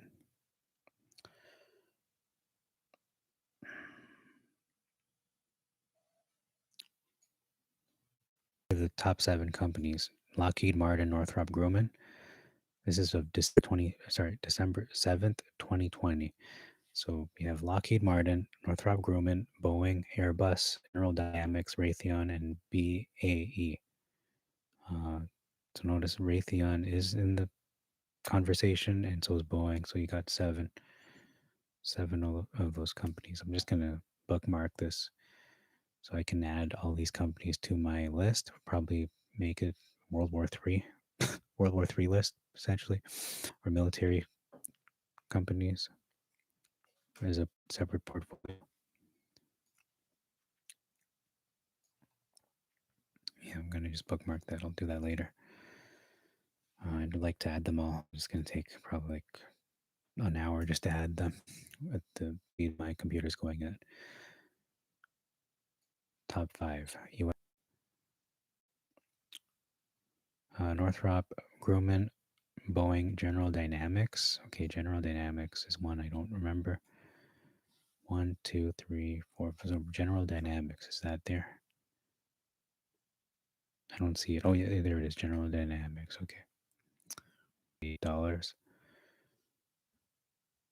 Atos is starting to go up. It's only down 14% now. So again, that's a really good buy. $3 and lower.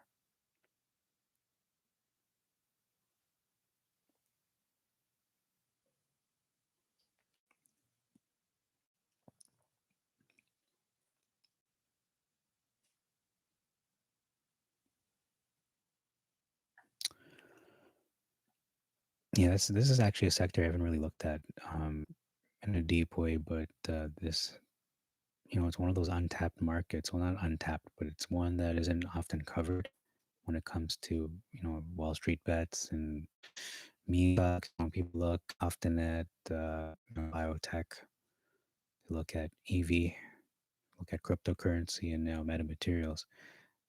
But metamaterials is really a bridge to military and aerospace and missile defense, all that kind of advanced technologies. They take these technologies like radar, sonar, radio, everything that like wireless, and people military invention.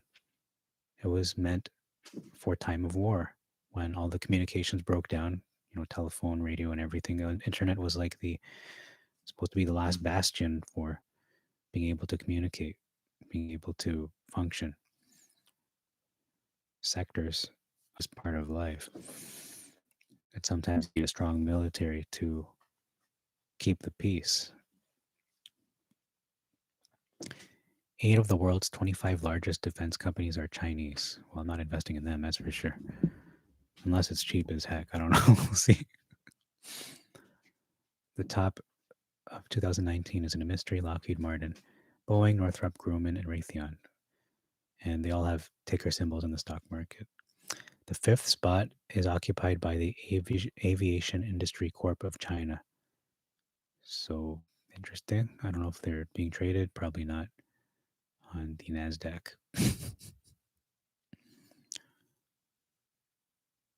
The majority owner of all the large Chinese defense companies is the Chinese government. That isn't the case in the US. Hmm.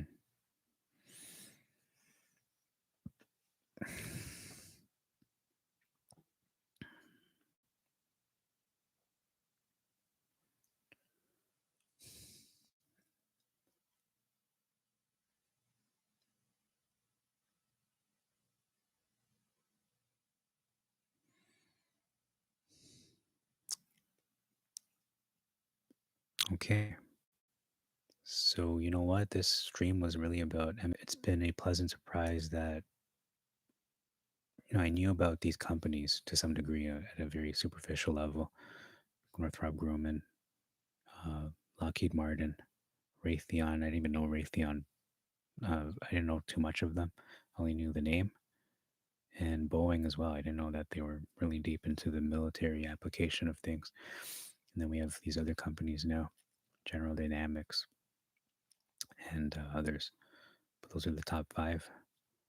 Um,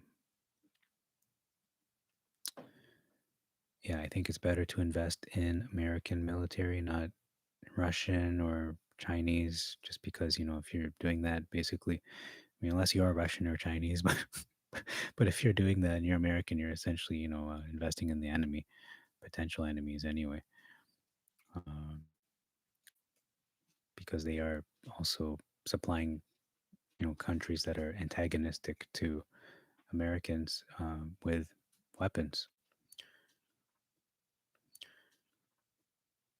as well. So it's kind of, what? I really don't know what to say about that. It's just kind of Lockheed Martin, which is Takeaway, which is BA Airbus. I don't know what that is. And then General Dynamics is another one, Raytheon. And yeah, that's it. So I'm going to add that later on. I'm going to just write it down to add these seven aerospace and defense companies in a separate portfolio called World War III. Not that I'm wishing for it to happen, but I mean, World War III will send one with Jerusalem and Israel. That's going to be the center of attention, unless there's a bigger war before then. I really don't know what that would be, but we'll see. Yeah, so this is about metamaterials, not World War III, but anyway, World War III is looming. You've got the potential stock market crash looming, probably happening in the fall. I feel like it's going to be August, September. That's only in 2 months, so we'll see if it actually does crash this year. But if it doesn't, I mean, it eventually will, because that's part of the cycles of the stock market: crashing, going to new highs, crashing, going to new highs. Um, on a macro level and a bigger picture scale, it isn't crashing, so to speak. It's only dipping and then going to higher highs, and then dipping and going to higher highs. But because none of us really operate, well, not none of us, but very few of us operate on that kind of scale, that we're looking for the stock market crash in order to invest, and then we sell at the, all-time high.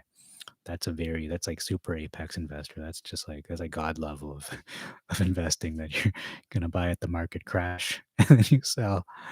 I mean, I think that's essentially what a lot of the powerful elite families in the world have done. They buy when everyone's like panicking because it's World War II, and then they sell it off when, you know they're the world superpower or whatever it is. So I think that's what America basically did, right? They were kind of not taking advantage, but they rose at the time of when they came out of the ashes of World War II. Everything was destroyed in terms of Europe and a lot of other countries, but America was not really affected except for Pearl Harbor. They were not bombed or anything besides Pearl Harbor. That's it. So metamaterials is now above $8. Is at 8.12. So that's good. Um, what we want to see by the end of the day, and I'm going to continue doing the stream around 4 o'clock. No, not 4 o'clock, 3:30, around 3:30. So in roughly, what's that? 4 hours from now, I'll do another stream. Uh, we want this to finish above 8. If it closes below 8, that's concerning. But if it closes above 8, then that's a good sign for tomorrow, because it's only going to go up. So this was the storm. We're just weathering it. Um, I'm going to add Boeing. Let's see if I can add Boeing in the meantime. Let's see, BA, Boeing. Oh, it's not working. Whatever. Computer is so slow. I need some metamaterials in my computer to make it go faster. All right, let's look at the big movers and shakers. MMAT is down 18%. It was actually down 20%, but it's now it's up, starting to go up a little bit. It opened at, I think, $9 and something. Um,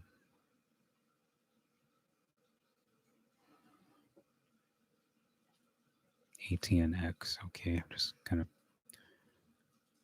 Seeing here, EHang is up almost 10%, but you know what? I'd stay away from that company if I were you.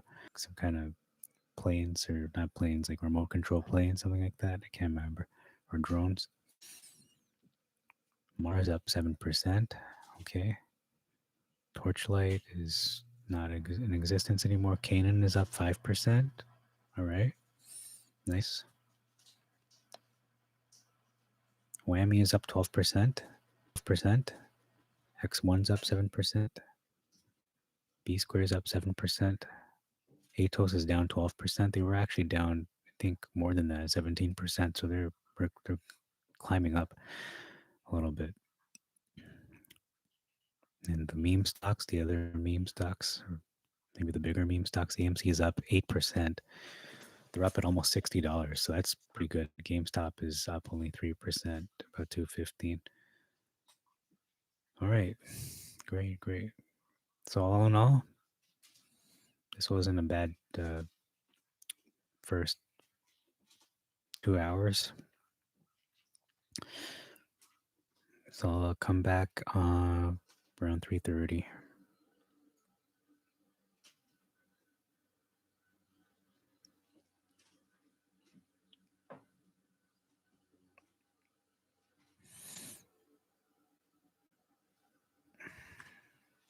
So we need to just check the comments and then close and end the screen here. Forget Blackbeard. I mean, you read them just to laugh at them.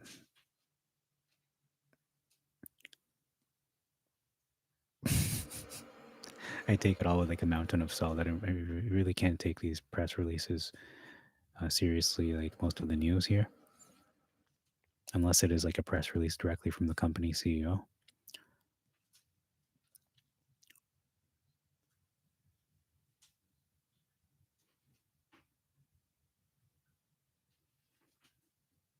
So very good buy for metamaterials below $8. Actually, it's at $7.70 right now, so it's dropping. We're finding new levels of support. I don't know if it'll go below 7, but that's very concerning if it does go below 7. I think the lowest it can go, in my opinion, probably is $6. But you know what? We'll see. I mean, this is a really good sale right now at $7,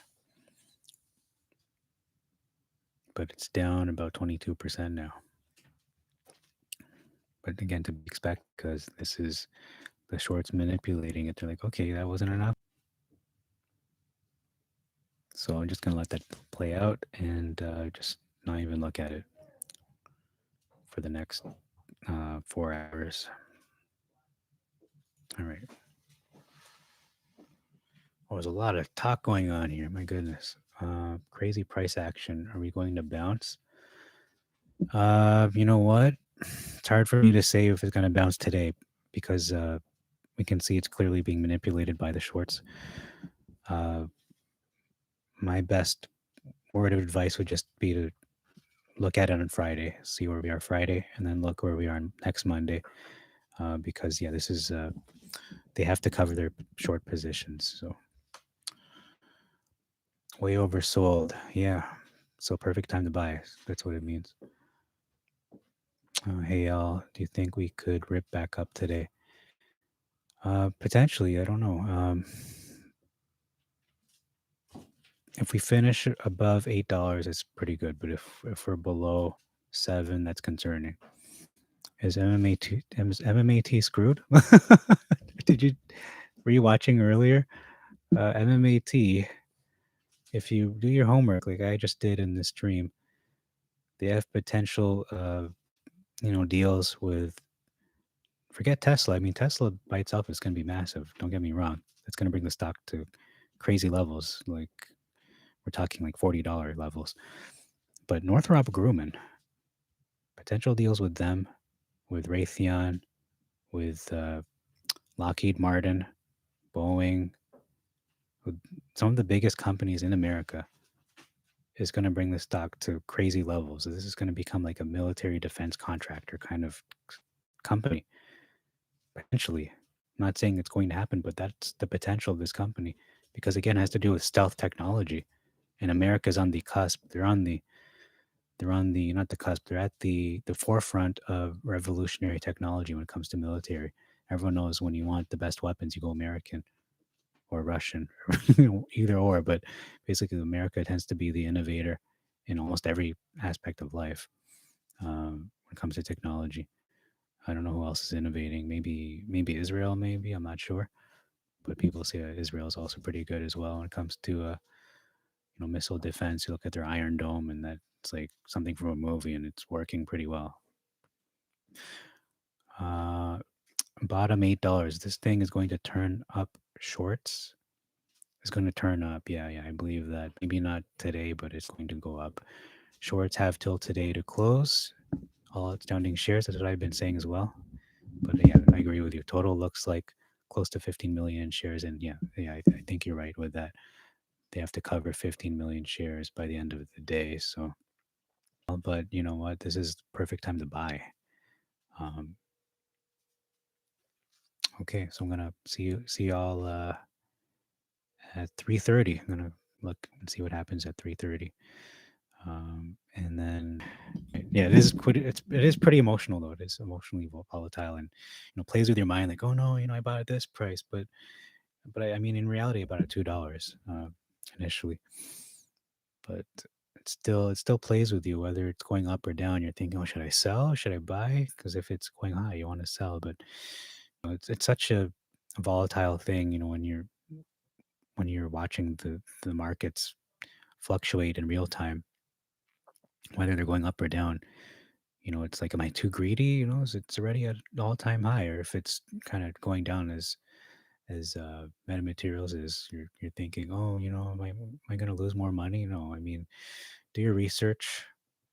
There's a reason why they did this merger. It's not just to lose money. Metamaterials and their CEO, uh, Mr. George, they didn't get into this business acquisition and then selling off uh, the assets of Torchlight just to lose money. They're in it for the long run, just as we should be as well. And metamaterials is the future. I really believe it's the future. Look at 3D printing. And if someone told me, 5, 10 years ago, oh, 3D printing is going to be the future, I don't even know what the hell is 3D printing. What is 3D printing? I don't even know what that is. And now it's very real. It is something that is being done on a larger scale, and it's being like a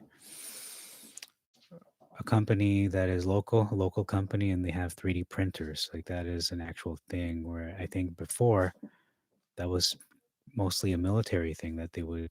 It's like a secret military kind of technology that they wouldn't have available to the public until only recently. Any support line like numbers in terms of the number for Torchlight or metamaterial, I'd say uh, I was saying $8 is a really good buy. I mean, right now when you look at it, it's looking like it's going down to 7. I mean, right now is a really good time to buy. Um, you can't go wrong at $8 and below. It's a really really good price. I would even say at $10 because I bought at 5, which is essentially buying at $10. And then I bought some, a long time ago, and it was only $2, which was essentially $4. So when you're buying on a down day at minus 20%, you're doing yourself a really good favor in the long run. This stock is going to go to 20 very quickly. I mean, it was already at uh, 22 just last week because it was at 11. So that's in reality $22. So anyway, and they didn't even announce any news. There was nothing regarding a deal with Tesla, nothing regarding a deal with any of the companies I talked about, the Lockheed Martin, Raytheon, what was the other, Northrop Grumman, nothing regarding that. So when that happens, because I feel that's going to be impending, like this is just like a this is like a time bomb waiting to go off. Um, of course, it's going to go down with no news besides the merger and shorts trying to instill fear in us back at 3:30. Going to happen on the 30th of June. You know what? That's hard to predict whether a squeeze is going to happen on a specific date. Um, no, wait and see, because who could have predicted the AMC squeeze would have happened at the exact moment it did? Because for a lot of us were predicting it was going to happen even before that, or even after that. But you know, it happened. So it's hard to say when, like when it's going to happen. Uh, but a squeeze will probably happen. I just don't know. We don't know when. So it would be a big mistake for me to say when that'll happen.